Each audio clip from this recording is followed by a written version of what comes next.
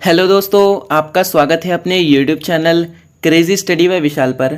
दोस्तों, आज की वीडियो में हम जो करने जा रहे हैं वो भारतीय संविधान के अनुच्छेद हैं जो कि लास्ट क्लास में हमने कर लिए थे आर्टिकल 151 तक। अब उसके आगे के जो आर्टिकल है वो हम शुरू करने जा रहे हैं। सबसे पहले तो दोस्तों बहुत बड़ा वाला सॉरी बोलना चाहता हूँ कि वीडियो लेट हो गई है।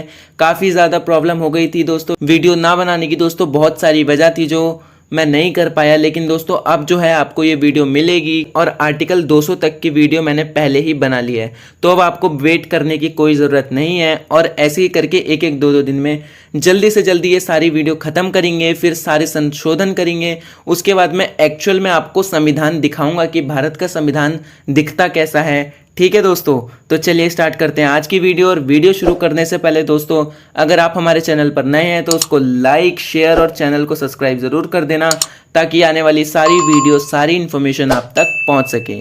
चलिए दोस्तों स्टार्ट करते हैं। लास्ट क्लास में हमने पढ़ लिया था अनुच्छेद 151 तक, और 151 होने के बाद हमारे भारतीय संविधान का जो भाग 5 है वो ख़त्म हो गया था, जो कि काफ़ी बड़ा भाग कहलाता है। उसी के साथ दोस्तों अब हमारा जो है भाग 6 स्टार्ट होता है, जो कि भारतीय संविधान का दूसरा सबसे बड़ा भाग है, जो कि राज्य या स्टेट कहलाता है। और इसमें अनुच्छेद 152 से 236 तक आपको पढ़ने को मिलेंगे। ठीक है दोस्तों, चलिए स्टार्ट करते हैं भारतीय संविधान का भाग 6। और भाग 6 में दोस्तों जो आर्टिकल शुरू होता है वो शुरू होता है आर्टिकल 153, अनुच्छेद 153। ये क्या कहता है? प्रत्येक राज्य के लिए एक राज्यपाल होगा। ठीक उसी तरह दोस्तों जैसे प्रत्येक देश में एक राष्ट्रपति होता है, तो उसी तरह प्रत्येक राज्य, भारत में जितने भी राज्य 28 राज्य हैं उनमें एक राज्यपाल का होना अनिवार्य है। ठीक है दोस्तों, और जो केंद्र शासित प्रदेश हैं उसमें केंद्र सरकार की मंजूरी होती है कि वो राज्यपाल रखना चाहती है, उपराज्यपाल रखना चाहती है, या फिर कोई प्रशासक जो कि राष्ट्रपति नियुक्त करना चाहता है वो रखना चाहते हैं। ठीक है, तो आर्टिकल 153 काफ़ी इंपॉर्टेंट है क्योंकि ये एग्जाम में पूछते हैं कि किस आर्टिकल के तहत राज्य का राज्यपाल होता है। तो आर्टिकल 153 के तहत एक राज्य का राज्यपाल होता है। ठीक है, और इसी में बताया गया है 2 या 2 से अधिक राज्य के लिए एक ही व्यक्ति राज्यपाल हो सकता है। ठीक है, उसके बाद बात करेंगे आर्टिकल 154 की। आर्टिकल 154 क्या कहता है? राज्य की कार्यपालिका की सभी शक्तियां राज्यपाल में निहित होगी। ठीक उसी तरह दोस्तों जैसे संघ की सारी शक्तियां, जो हमारा केंद्र है उसकी सारी शक्तियां राष्ट्रपति में होती है, तो राज्यपाल में दोस्तों राज्य की सारी शक्तियां होती हैं।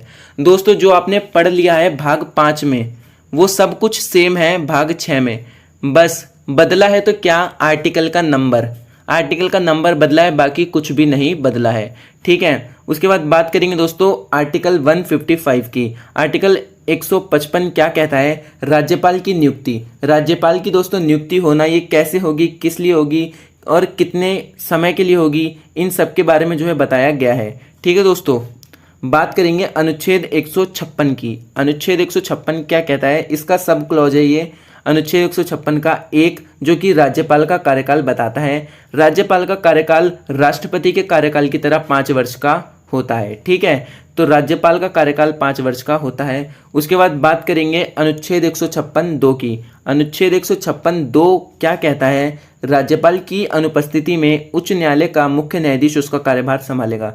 यानी दोस्तों अगर राज्यपाल नहीं रहता या कहीं चला जाता है तो जो उच्च न्यायालय, जो हाई कोर्ट है, राज्यों का हाई कोर्ट है, उसका मुख्य न्यायाधीश उसका कार्यभार संभालेगा।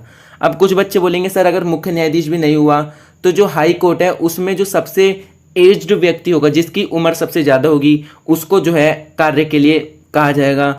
और अब बच्चे बोलेंगे सर अगर वो भी नहीं हुआ, तो ऐसा नहीं होता, जो सबसे एज वाला व्यक्ति होगा वही उसका कार्यभार संभालेगा। ठीक है दोस्तों, उसके बाद बात करेंगे अनुच्छेद 156 की।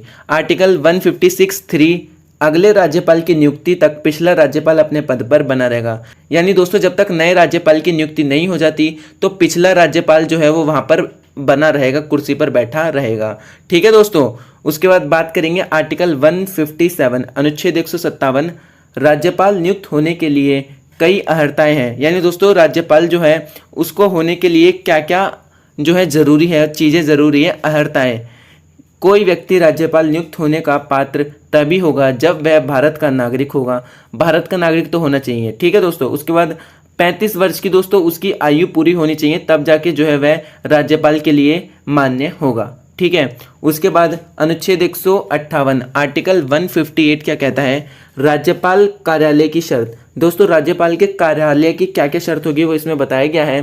पहला, राज्यपाल विधानमंडल के किसी भी सदन का सदस्य नहीं होगा। अब दोस्तों आप पूछोगे कि सर ये विधानमंडल क्या है, इसको ऐसे समझेंगे जैसे दोस्तों संसद है, संसद में हम सब जानते हैं कि 3 लोग होते हैं, राष्ट्रपति, लोकसभा और राज्यसभा। ठीक उसी तरह विधानमंडल, वीएम लिख रहा हूँ, ठीक है, विधानमंडल में भी 3 लोग होते हैं। पहला होता है गवर्नर, दूसरा होता है विधानसभा, ठीक है, और तीसरा जो होता है दोस्तों उसमें वो होता है विधान परिषद। ये 3 चीजें दोस्तों जो संसद में होती है, ठीक उसी तरह विधानमंडल में भी जो राज्य के लिए बनाया गया है, पहला गवर्नर, दूसरा विधानसभा और तीसरा विधान परिषद, ठीक है। तो ये 3 चीजें जो जब मिल जाती हैं तो विधानमंडल बनता है, और जब ये 3 चीजें मिल जाती हैं तो संसद बनती है, ठीक है। तो यही है विधानमंडल। जब विधानसभा, विधान परिषद और राज्यपाल मिलते हैं तो उस संगम को जो है विधानमंडल कहते हैं, ठीक है। तो राज्यपाल जो है दोस्तों वो राज्यपाल ना तो विधानसभा का सदस्य होगा ना विधान परिषद का सदस्य होगा, ठीक है। तो इनमें से किसी भी सदन का सदस्य नहीं होगा, ठीक है। और कार्यकाल के दौरान किसी भी लाभ के पद को ग्रहण नहीं करेगा, यानी दोस्तों जब तक वो राज्यपाल की कुर्सी पर बैठा है तब तक कोई भी सरकारी नौकरी उसको नहीं मिल सकती, ठीक है दोस्तों। उसके बाद बात करेंगे नियुक्ति के पश्चात इसके वेतन व भत्तों में कमी नहीं की जा सकती, ठीक है। इसकी जो नियुक्ति होगी दोस्तों उसके पश्चात इसके वेतन व भत्तों में कोई कमी नहीं की जा सकती। सरकारी आवास व यात्रा भत्ते जो हैं इसको प्राप्त होंगे, ठीक है, जो कि मिलते हैं। उसके बाद बात करेंगे दोस्तों काफ़ी इंपॉर्टेंट आर्टिकल की, जो कि आर्टिकल 159 है, यानी अनुच्छेद 159। इसमें राज्यपाल की शपथ के बारे में बताया गया है। ये दोस्तों डायरेक्ट क्वेश्चन पूछते हैं कि किस आर्टिकल के तहत राष्ट्रपति शपथ लेता है। तो 159 के तहत जो है राष्ट्रपति शपथ लेता है। और राष्ट्रपति को शपथ कौन दिलाता है, जो चीफ जस्टिस होता है हाई कोर्ट का मुख्य न्यायाधीश जो होता है वो राज्यपाल को शपथ दिलाता है, ठीक है दोस्तों। उसके बाद बात करेंगे अनुच्छेद 160 की। अनुच्छेद 160 क्या कहता है, कुछ आकस्मिकताओं में राज्यपाल के कृत्यों का निर्वहन, यानी दोस्तों जब कुछ इमरजेंसी हो जाती है, कुछ एकदम से आना जाना हो जाता है, तो राज्यपाल के जो कुछ कृत्य हैं उनको कैसे निभा सकता है। राष्ट्रपति ऐसे आकस्मिकता में जो इस अध्याय में उपबंधित नहीं है, राज्य के राज्यपाल के कृत्यों के निर्वहन के लिए ऐसा उपबंध कर सकेगा जो वह ठीक समझता है, ठीक है, यानी डिस्चार्ज ऑफ ड्यूटीज। यानी दोस्तों जब राज्यपाल कहीं चला जाता है या राज्यपाल को अगर हटाना होता है तो जो राष्ट्रपति है वो उपबंध कर सकता है, कुछ कानून बना सकता है, लॉज, ठीक है दोस्तों। उसके बाद दोस्तों एक और इंपॉर्टेंट आर्टिकल आता है, आर्टिकल 161, आर्टिकल 161, अनुच्छेद 161, राज्यपाल की क्षमादान, यानी दोस्तों राज्यपाल जो क्षमादान है उसको करने की शक्ति। हम सब जानते हैं जो प्रेसिडेंट है उसके पास पावर होती है, वो क्षमादान कर सकता है, किसी भी कैदी की सजा को माफ कर सकता है, किसी भी मृत्युदंड को माफ कर सकता है। लेकिन जो राज्यपाल होता है वो राज्यपाल मृत्युदंड को क्षमा नहीं कर सकता। अगर किसी को उम्र कैद हुई है तो उम्र कैद को राज्यपाल माफ कर सकता है ना, लेकिन मृत्युदंड को जो है वो माफ नहीं कर सकता। इसीलिए जब किसी कैदी को मृत्युदंड दिया जाता है तो वह प्रेसिडेंट को जो है पत्र लिखता है, क्षमादान पत्र, है ना, राज्यपाल को नहीं लिखता है, क्योंकि राज्यपाल के पास ये अधिकार नहीं है कि वह उसे क्षमा कर सके, ठीक है दोस्तों। उसके बाद दोस्तों ये काफ़ी इंपॉर्टेंट चीज़ अब आ रही है, राज्यपाल की कुछ शक्तियाँ हैं। राज्यपाल के पास बहुत सारी कार्यपालिका संबंधी शक्तियां हैं, नियुक्ति संबंधी शक्तियां हैं, है ना, वित्त संबंधी शक्तियां हैं, बहुत सारी शक्तियां हैं जो कि आपको पढ़ना है, क्या क्या शक्तियां इसमें दी गई है। सबसे पहले जो पढ़ेंगे हम कार्यपालिका संबंधी शक्तियां जो हैं वो हम पढ़ेंगे। पहला अनुच्छेद 154 जो मैंने अभी आपको बताया था कि राज्य की जितनी भी कार्यपालिका संबंधी शक्तियां होती है उसका जो हेड होगा वो राज्यपाल होगा, यानी राज्य की सारी शक्तियां राज्यपाल में निहित होगी। और अनुच्छेद 166 एक जो कि हम इस आगे पढ़ने वाले हैं वो आपको पता लगेगा कि ये होती हैं राज्यपाल की कार्यपालिका, जो कि कार्य से संबंधित शक्तियां होती हैं, ठीक है। कुछ शक्तियां दोस्तों इसकी जो है वो नियुक्ति से संबंधित होती है कि यह कुछ व्यक्तियों को नियुक्त करता है। किन किन व्यक्तियों को नियुक्त करता है देखिए दोस्तों। सबसे पहले अनुच्छेद 164 एक के तहत मुख्यमंत्री राज्यपाल द्वारा नियुक्त किया जाता है तथा अन्य मंत्री मुख्यमंत्री की सलाह पर राज्यपाल नियुक्त करता है। यानी दोस्तों मुख्यमंत्री तो हम सब जानते हैं कि जनता चुनती है, लेकिन इनकी नियुक्ति कौन करता है, वो राज्यपाल इनको शपथ दिलवाता है, अपने सामने खड़ा करके नियुक्त करता है, ठीक है। उसके बाद अनुच्छेद 217 राज्यपाल उच्च न्यायाधीशों की नियुक्ति में राष्ट्रपति को सलाह देता है। ये दोस्तों राज्यपाल की शक्ति है कि वह उच्च न्यायाधीशों की जो नियुक्ति होती है उसके लिए राष्ट्रपति को सलाह दे सकता है, जिस पे राज्यपाल उंगली रखेगा राष्ट्रपति उसी को उच्च न्यायालय का न्यायाधीश बनाएगा। ठीक है दोस्तों, ठीक है। तो अनुच्छेद 333 के तहत राज्यपाल विधानसभा में एक आंगल भारतीय जो है नियुक्त करता है। ठीक है, और एक शक्ति और है, अनुच्छेद 175 के 5 के तहत राज्यपाल विधान परिषद में 1/6 मेंबर की नियुक्ति करता है। यानी दोस्तों जो राज्य की विधान परिषद होती है उसमें 1/6 मेंबरों की नियुक्ति, यानी हर 6 में से एक व्यक्ति जो है वो राज्यपाल नियुक्त करता है। ठीक है, उसके बाद राज्यपाल की कुछ विधायिका शक्ति हैं जो कि हमें पढ़नी है कि कौन कौन सी उसकी विधायिका से संबंधित शक्तियां हैं। पहली, आर्टिकल 168 के तहत उसको ये शक्ति प्राप्त है कि राज्यपाल राज्य के विधानमंडल का अभिन्न अंग होगा, है ना। विधानमंडल मैंने अभी आपको बताया कि विधानमंडल वह है जिसमें विधानसभा, विधान परिषद और गवर्नर यानी राज्यपाल होता है। तो विधानमंडल जो होती है ये स्टेट की होती है और इसमें ये 3 लोग होते हैं। 3 लोग का मतलब ये 3 जो है सदन होते हैं। ठीक है, तो जो राज्यपाल होगा वो विधानमंडल का अभिन्न अंग होगा। ठीक है, यानी अगर गवर्नर नहीं होगा तो विधानमंडल जो है कार्य नहीं कर पाएगी। ठीक है, उसके बाद आर्टिकल 174 अनुच्छेद 174 के तहत राज्यपाल को एक और शक्ति प्राप्त है।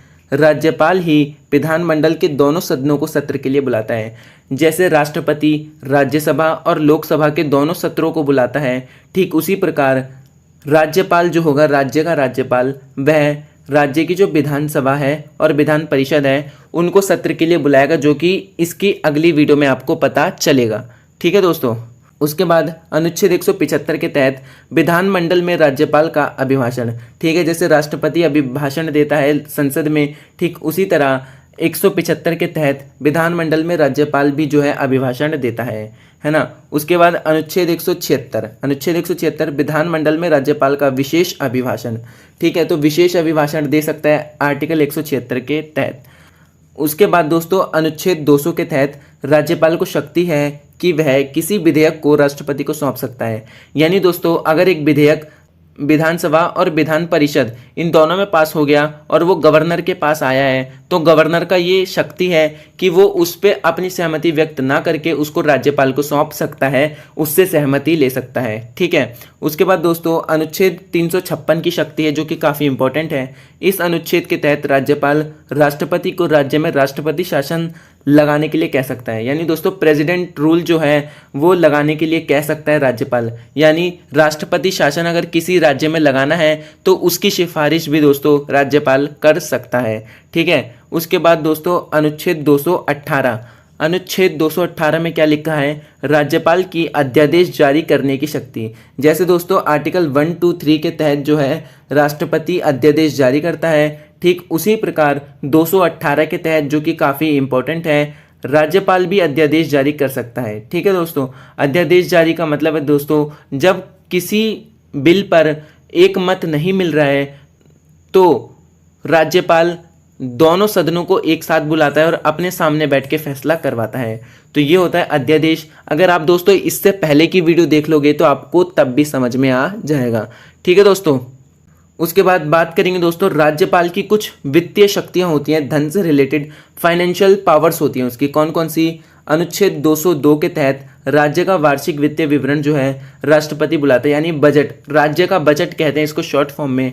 तो बजट सत्र भी दोस्तों राज्यपाल बुलाएगा, तब जाके बजट सत्र होगा। ठीक है, उसके बाद दोस्तों अनुच्छेद 200 का 3 क्या कहता है, विधानसभा के अतिरिक्त अनुदान की मांग राज्यपाल की अनुमति से ही की जा सकती है। यानी दोस्तों अगर विधानसभा कुछ ज़्यादा पैसे मांग रही है किसी कार्य के लिए, अतिरिक्त अनुदान मांग रही है, तो राज्यपाल अगर उस पर अपनी अनुमति देता है तो वह उसको निकाल सकते हैं। अगर राज्यपाल अनुमति रोक लेता है तो वो उसको नहीं निकाल पाएंगे। ठीक है, और पैसे निकालना दोस्तों मतलब किसी कार्य के लिए पैसे निकालना। ठीक है, ऐसे ही नहीं कि खाने पीने के लिए पैसे निकाल लेंगे।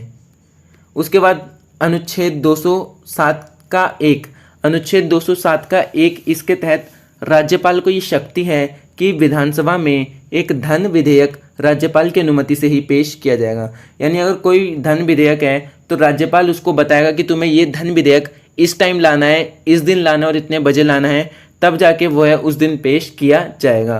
ठीक है, ये है कुछ पावर्स जो कि आपको ज़रूर याद कर लेनी है। ठीक है, और ये सब दोस्तों आप एक कॉपी पर नोट करोगे तो आपको ज़्यादा अच्छी तरह समझ आएगा। ठीक है, उसके बाद बात करेंगे दोस्तों आर्टिकल 162 अनुच्छेद 162। ये क्या कहता है? राज्य की कार्यपालिका की शक्ति का विस्तार। राज्य की दोस्तों जो कार्यपालिका है उसकी शक्ति का विस्तार है, इसके बारे में बताया गया 162 में। इस संविधान के उपबंधों के अधीन रहते हुए किसी राज्य की कार्यपालिका शक्ति का विस्तार उन विषयों पर होगा जिनके संबंध में उस राज्य के विधानमंडल को विधि बनाने की शक्ति है। यानी दोस्तों जहाँ तक विधानमंडल का विस्तार होगा वहाँ तक जो है विधानमंडल वो विधि बना सकता है, ये उसके पास शक्ति होगी। ठीक है, आर्टिकल 163 क्या कहता है? अनुच्छेद 163 राज्यपाल को सलाह देने के लिए राज्य का एक मंत्री परिषद होगा और उस परिषद का अध्यक्ष मुख्यमंत्री होगा। यानी दोस्तों राज्यपाल को सलाह, जैसे राष्ट्रपति को सलाह देने के लिए भारत का एक मंत्री परिषद होता है जिसको हम प्रधानमंत्री कहते हैं, ठीक उसी प्रकार राज्यपाल को सलाह देने के लिए राज्य का एक मंत्री होगा जिसको मुख्यमंत्री कहते हैं, जो कि उसका अध्यक्ष होता है। ठीक है दोस्तों, आर्टिकल 164 अनुच्छेद 164 इसमें क्या लिखा है?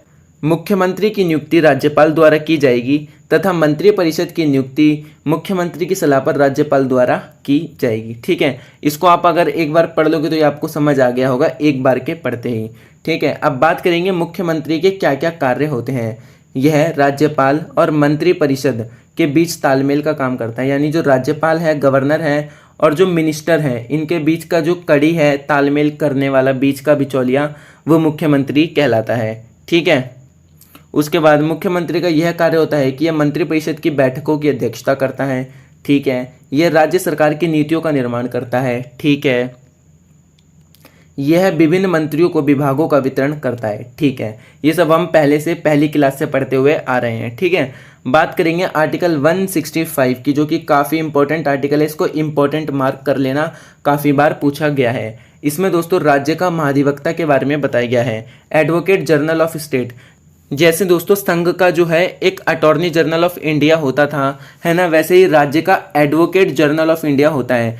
जब दोस्तों राष्ट्रपति का महाभियोग होता है तो उसका केस कौन देखता है? Attorney general of India. ठीक है दोस्तों, तो उसी प्रकार जब राज्यपाल पर कोई केस लगता है तो उस केस को कौन देखता है? Advocate general of state. ठीक है, राज्य का महाधिवक्ता जो है वो उस केस को देखता है। ठीक है, अब ये क्या करता है दोस्तों?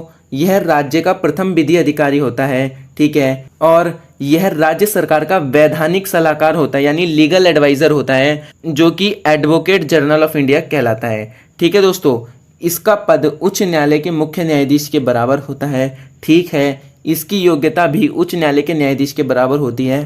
ठीक है, यह किसी भी समय उच्च न्यायालय, विधानसभा या विधान परिषद में जाकर बैठ सकता है। ठीक है, सारी वही पावर हैं जो कि अटॉर्नी जनरल ऑफ इंडिया की होती है।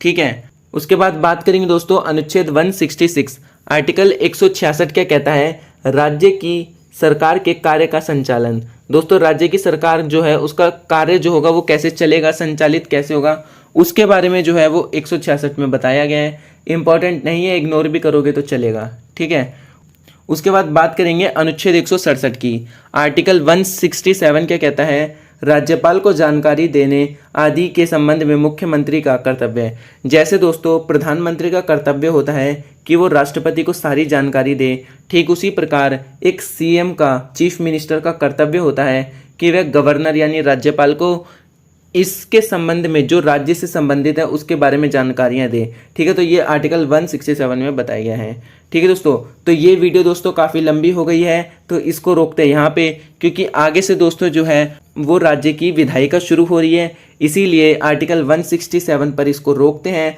और आगे जो है 168 से पूरा 200 तक की वीडियो दोस्तों आपके लिए तैयार है, जो कि इसके अपलोड होने के एक दिन बाद अपलोड हो जाएगी, ताकि आपको ये वीडियो देखने का टाइम मिल जाए। ठीक है, वीडियो बनी हुई है वो इस वीडियो के एक दिन बाद जो है वो अपलोड हो जाएगी। ठीक है दोस्तों, तो ये वीडियो थी दोस्तों अनुच्छेद 151 से लेके 167 तक की। ठीक है, और दोस्तों इसी के आगे की वीडियो देखने के लिए हमारे चैनल को सब्सक्राइब करें, ताकि आने वाली सारी वीडियो, सारी इन्फॉर्मेशन आप तक पहुंच सके। और ये वीडियो दोस्तों अगर आपको पसंद आई हो तो उसको लाइक ज़रूर करना और अपने दोस्तों में शेयर करना ताकि उनको भी पता लग सके कि आखिर में अनुच्छेद भारतीय संविधान में जो अनुच्छेद लिखे हैं वो कौन से हैं, कैसे हैं। ठीक है दोस्तों, मिलते हैं नेक्स्ट वीडियो में। धन्यवाद दोस्तों।